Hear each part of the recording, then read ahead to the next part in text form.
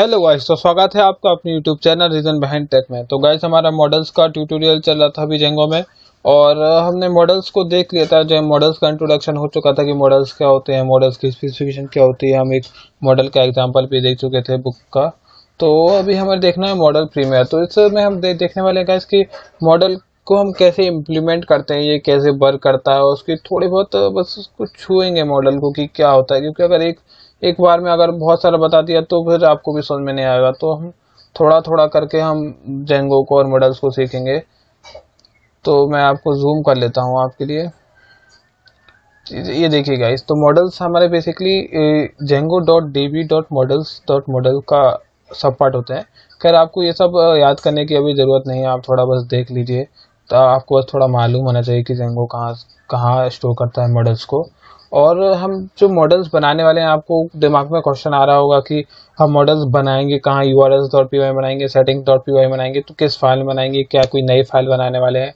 तो इसका solution guys यहाँ है कि हम मॉडल्स को models.py में बनाने वाले हैं। यही जेंगो खासियत है कि हमें भटकना नहीं पड़ता है। अगर URL है तो URL में, व्यूज है तो व्यूज में, सेटिंग्स है तो settings.py में, और मॉडल्स है तो models.py में हमें इसको स्टोर करना है। तो यहाँ पर एक मॉडल का एग्जांपल दिया गया है यहाँ पर। तो मॉडल्स में हम देख चुके हैं पहले यहाँ पर कि मॉडल्स में क्या हो सकता है। मॉडल्स में फील्ड्स हो सकती है, मेटा डेटा मतलब डेटा के अबाउट डेटा को मेटा डेटा कहते हैं, और मेथड्स हो सकती हैं, जो कि मेथड्स आप पाइथन में देख चुके होंगे गाइस। तो ये देखिए, हमने जेंगो.db से हमने मॉडल्स को इंपोर्ट किया। ये देखिए, ये जो हम पाथ लिख रहे थे मॉडल्स डॉट मॉडल, तो हमने जेंगो.db से हमने मॉडल्स को इंपोर्ट करना पड़ेगा। आप ध्यान रखिए, आप 3-4 बार इस कोड को लिख के देखिए, तब आपको आराम से याद आएगा। तो हमें मॉडल्स को इंपोर्ट करना पड़ेगा। तो मॉडल के बाद मॉडल्स को हम शुरुआत कर रहे हैं। ऐसे क्लास है, क्लास आप जानते हैं, हम इससे मॉडल को इनिशियलाइज करेंगे। क्लास जो कि पाइथन ऑब्जेक्ट को डिफाइन करने के लिए मेथड है। तो हमने क्लास का यूज़ किया, क्लास माय मॉडल नेम। तो यहाँ पर उन्होंने बताया कि इनके यहाँ पर क्या आएगा, यहाँ पर मॉडल का नाम आएगा। तो माय मॉडल नेम भी जगह से आपको मान लीजिए आपका कोई है मॉडल बुक, तो यहाँ पर आप बुक का मॉडल लिखेंगे। फिर यहाँ पर मॉडल्स डॉट मॉडल, तो मॉडल्स लगाना पड़ेगा आपको। ये वाला मॉडल्स मैं आपको बता रहा हूँ, ये वाले मॉडल से रिलेट करता है। तो मॉडल्स में से हमें मॉडल को चाहिए, तो ये आपको ऐसा लिखना पड़ेगा।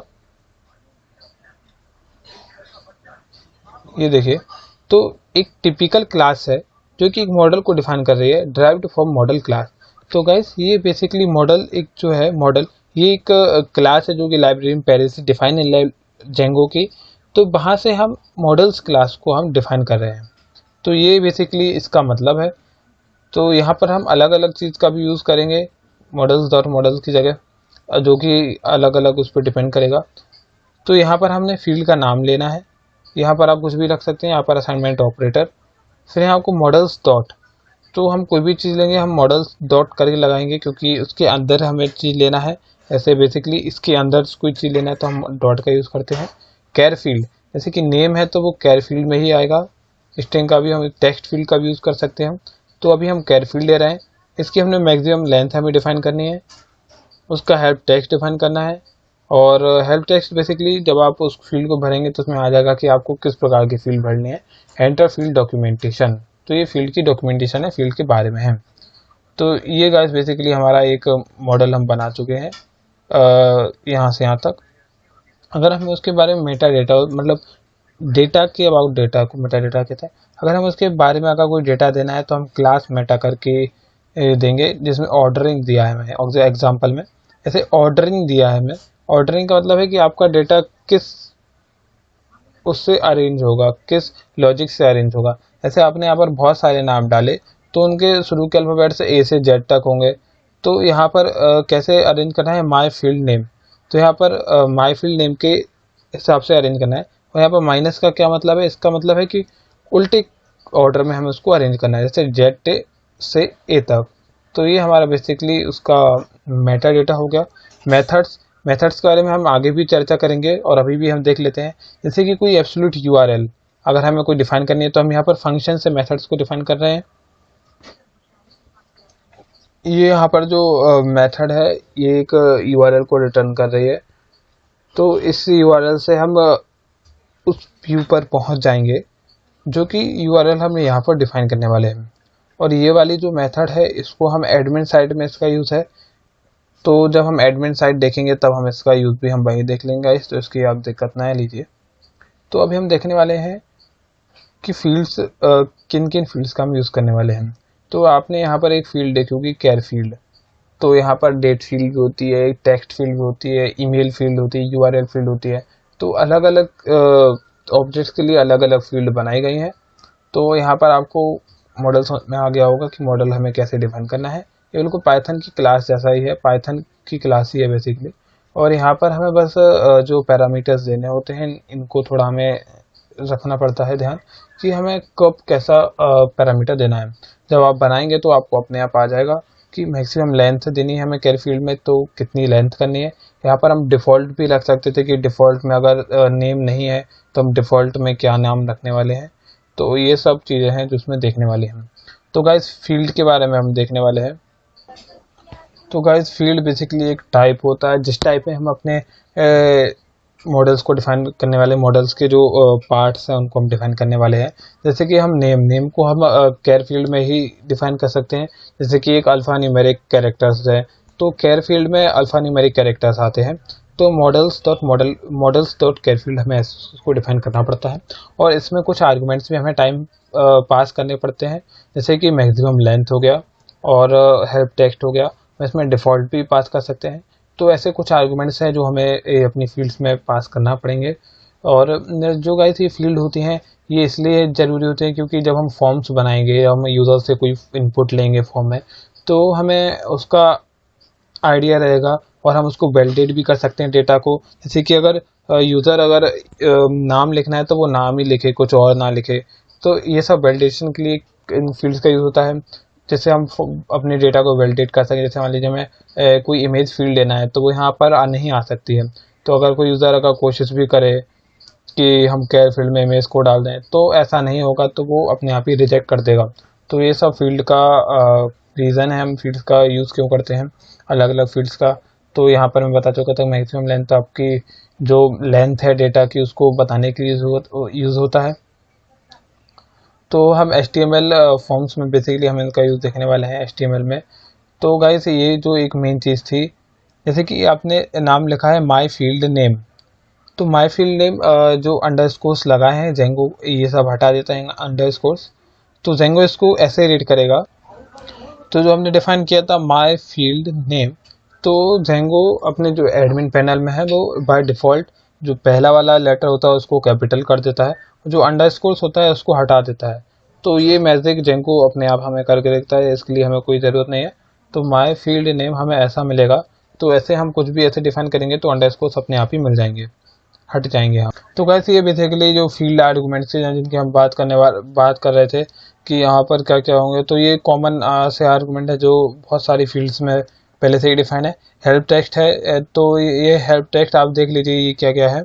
तो हमें ऊपर ऊपर से बता दे रहा हूँ। जैसे हेल्प टेक्स्ट है तो वो HTML फॉर्म्स में बताता है, जैसे आपको इनपुट लेना है तो जैसे कि आपको नेम इनपुट लेना है तो नेम कितने कैरेक्टर्स का होना चाहिए। जैसे कोई पासवर्ड इनपुट ले रहे हैं तो कितने कैरेक्टर्स होने चाहिए, कितना उसमें अल्फ़ा न्यूमेरिक होना चाहिए, तो कितना कैपिटल होना चाहिए। तो ये सब ये हेल्प टेक्स्ट का काम होता है। आप इन पर अगर क्लिक करेंगे तो आप इनका पूरी डेफिनेशन भी खुल जाएगी। मैं आपको क्लिक कर कर भी बता देता हूँ। तो गाइस बेसिकली नेट मेरे यहाँ पर नहीं आ रहा है थोड़ा अभी, तो मैं इसको नहीं कर पा रहा हूँ। तो ये जो डिफ़ॉल्ट है, डिफ़ॉल्ट में फील्ड वो वाली फील्ड आती हैं जो कि आपने एक बार डिफाइन कर दी तो वो हर बार अगर आप कोई फील्ड नहीं देते हैं, कोई इनपुट नहीं देते हैं तो वही यूज़ हो जाएगी अपने आप। और नल वो होती है कि आप अपने डेटाबेस को बता रहे हैं कि हाँ इस फील्ड में हम नल भी रख सकते हैं। तो अगर हमारा कोई कंडीशन दी जाती वो ट्रू है तो उसको हम नल के जैसे हम उसको स्टोर कर सकते हैं। ब्लैंक का यूज़ देखेंगे, चॉइसेस हमारी हो सकते हैं, जैसे कि हमारी ऐसे अभी हमारी लाइब्रेरी में बुक है तो वो है कि नहीं है, तो ये हमारे सब चॉइसेस में आएंगी। तो इनका भी यूज़ हम देखने वाले आएंगे। प्राइमरी कीज़ देखते हैं गाइस। ये जो प्राइमरी की होती है Django by default he allow कर देता है। जैसे कि हमने 1000 बुक्स बनाई तो उन 1000 बुक्स को जेंगो बाय डिफ़ॉल्ट एक ID दे देता है, एक प्राइमरी की दे देता है, जैसे कि 1 2 3 4 5। तो ये जेंगो के कुछ अच्छे अच्छे फीचर्स हैं। तो अगर आपको पूरी चीज़ जाननी है कि कौन कौन से ऑप्शंस होते हैं अंदर, तो आप यहाँ पर जाके आप देख सकते हैं काफ़ी आसानी से। तो हम कॉमन फील्ड के टाइप्स भी देखने वाले हैं। तो हमें कैर फील्ड है जो कि हम अभी देख भी चुके हैं, तो इसका बहुत ज़्यादा यूज़ होता है। तो ये एक short to mid side fixed length strings होती हैं। तो यहाँ पर फिक्स्ड लेंथ स्ट्रिंग्स का यूज़ किया गया है क्योंकि यहाँ पर हमें मैक्सिमम लेंथ बताना होती है कि हम कितनी मैक्सिमम लेंथ हो सकती है यहाँ पर हमारी। तो ये आप देख लीजिए, short to mid side fixed length strings है, तो आपको यहाँ पर मैक्सिमम लेंथ का बताना ही पड़ेगा। तो और दूसरी हमारी जो टेक्स्ट फील्ड है, टेक्स्ट फील्ड थोड़ी बड़ी स्ट्रिंग्स के यूज होता है। तो यहाँ पर लिखा गया कि आर्बिट्री लेंथ स्ट्रिंग्स, इसका मतलब है कि आपको मालूम नहीं कितनी आने वाली है, आपके 1000 शब्द आने वाले हैं, 2000 शब्द आने वाले हैं। तो ये आपको जरूरी नहीं है कि आप यहाँ पर मैक्सिमम लेंथ बताएं। तो आप लेकिन यहाँ पर स्पेसिफाई कर सकते हैं मैक्सिमम लेंथ, ताकि अगर आप यूज़र इनपुट करे से आप चाहते हैं कि 1000 वर्ड्स आएँ तो उससे आगे नहीं जाए, तो उसके लिए हम टेक्स्ट फील्ड का यूज़ करते हैं। कैर फील्ड से थोड़ी बड़ी होती है, बड़ी ही होती है। इंटीजर फील्ड अगर हम देखें तो जैसे नाम से ही मालूम चल रहा है कि यहाँ पर हम इंटीजर वैल्यूज़ को स्टोर करने के लिए ये काम में आती है। तो ये वैलिडेशन के लिए काफ़ी यूज़फुल होती है। और यहाँ पर हमें दो नई फील्ड भी हैं, जैसे कि डेट फील्ड और डेट टाइम फील्ड। जैसे हम देखेंगे गाइस कि बुक की पब्लिकेशन डेट क्या है, यदि हम कोई ई कॉमर्स वेबसाइट बना रहे हैं तो ये प्रोडक्ट हमारा कब तक आ सकता है स्टॉक में, यदि आउट ऑफ स्टॉक है। तो ये सब हमारी कैर फील्ड की जो डेट फील्ड है इसके यूजेस हैं। अगर हम डेट टाइम फील्ड का कर रहे हैं तो इसके भी हम एग्जांपल से देख सकते हैं कि कोई हमारी सेल चल रही है तो वो 10 तारीख तक है और 5 बजे तक है। तो यहाँ पर हम डेट फील्ड टाइम फील्ड का हम यहाँ पर यूज़ करते हैं ऐसे। तो ऐसे ऐसे अलग अलग फील्ड हैं, आप इनकी जो वैलिडेशंस हैं, इनके जो आर्गुमेंट्स वगैरह हैं, आप इनको देख लीजिए थोड़ा, तो आपको समझ में आ जाएगा अच्छे तरीके से। ईमेल फील्ड का यूज़ भी आपको नाम से मालूम चल रहा है। फाइल फील्ड, इमेज फील्ड, तो जेंगो की खासियत है कि ये जो नाम है उनसे ही हमें मालूम चल रहा है आधा, तो हमें इनको याद करने की ज़रूरत नहीं है पड़ेगी। ऑटो फील्ड है जैसे कि फॉरेन की है, तो फॉरेन की का यूज़ का मैं बता चुका हूँ वैसे पहले ही।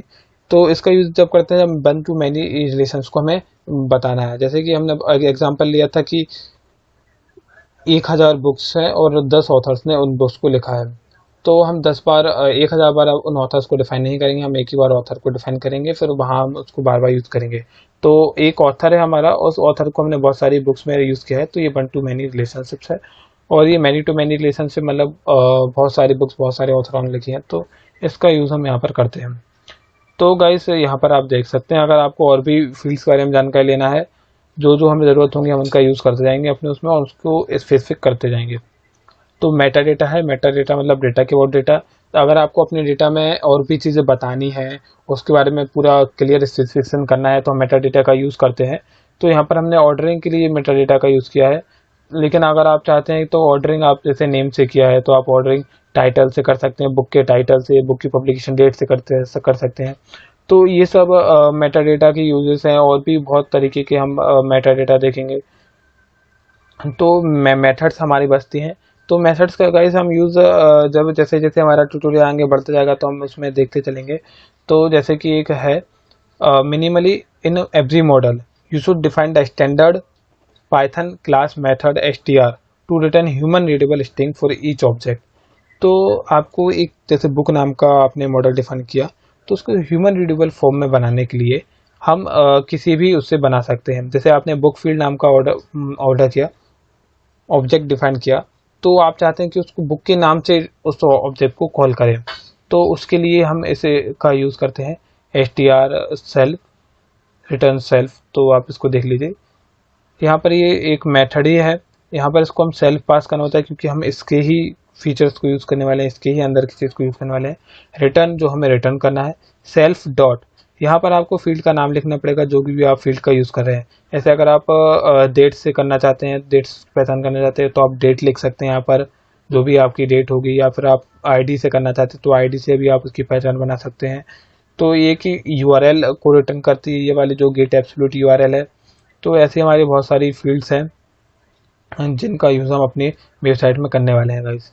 तो गाइस आज की वीडियो में यहीं तक रहने देते हैं। तो गाइस अगर आपका कोई फ्रेंड है जो कि वेब डेवलपमेंट में इंटरेस्टेड है तो आप उसको भी हमारी वीडियोस को शेयर कर सकते हैं। और अगर आपने अभी तक हमारे चैनल को सब्सक्राइब नहीं किया है तो आप ज़रूर हमारे चैनल को सब्सक्राइब कर लीजिए।